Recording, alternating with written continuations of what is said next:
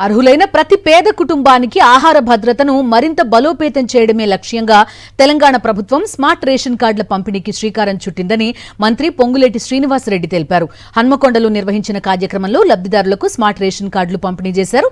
పేదల సంక్షేమానికి తమ ప్రభుత్వం ప్రాధాన్యతనిస్తోందని మంత్రి పొంగులేటి పేర్కొన్నారు. గత బీఆర్ఎస్ ప్రభుత్వం పేదలకు రేషన్ కార్డులు కూడా ఇవ్వలేదని విమర్శించారు. పేదలకు మేలు చేయడం మరిచి కమిషన్ల కోసం వచ్చే పనులు చేశారని ఆరోపించారు మంత్రి పొంగులేటి శ్రీనివాసరెడ్డి.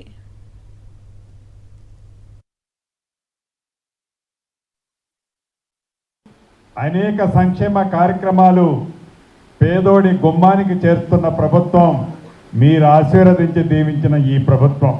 ఆనాటి 10 సంవత్సరాల్లో సోయి సొంపు లేకుండా పేదోళ్ళకి మంచి చేస్తే మాకేం కమిషన్ వస్తుంది, కమిషన్ రాదు కదా అని కమిషన్ 1,00,000 కోట్లు కావాలంటే